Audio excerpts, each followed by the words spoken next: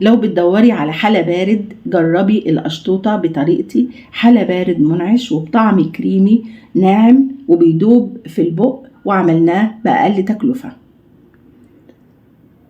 يلا معانا هنجيب ربع كيلو دقيق سبونج، وهنحط عليه 3 بيضات وربع كوباية مية، كله بدرجة حرارة المطبخ، وبنبتدي نقلب من غير ما نشغل المضرب، وبعدين هنشغل المضرب على أقل سرعة، وبعدين هنعلي السرعة ونضرب الخليط. هياخد معانا حوالي من 10 ل 12 دقيقة، ونضربه لحد ما يفتح لونه معانا.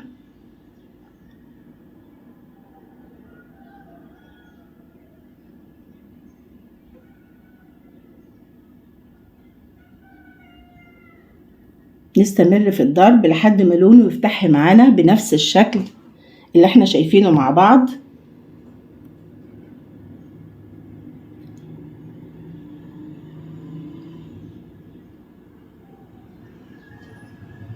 شايفين لونه بقى فاتح ازاي؟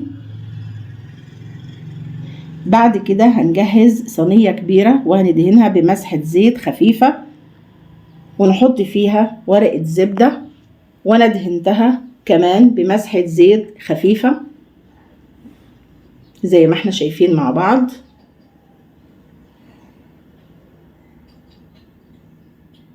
وبعدين هنبتدي ننزل الخليط في الصينية ونسويه بنفس الصورة، ونجهز الفرن على درجة حرارة 180 على رف أوسط. هتاخد معانا في الفرن من 8 ل 9 دقايق، مش أكتر من كده.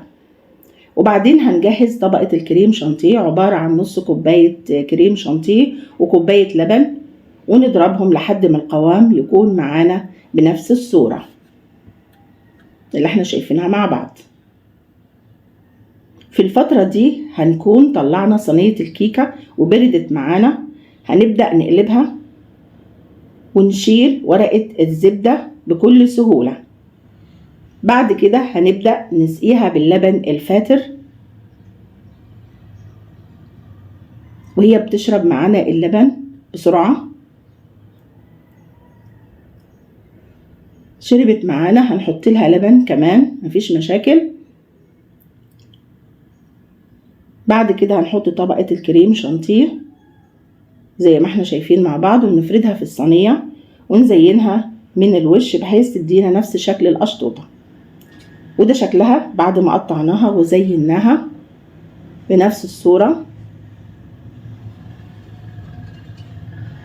زيناها بصوص الشوكولاتة، ممكن تزينوها بأي صوص انتوا حابينه. وشايفين قد ايه هي جميلة وهشة وبتدوب في البق، وألف هنا على كل اللي جربها. وما ننساش اللايك والاشتراك.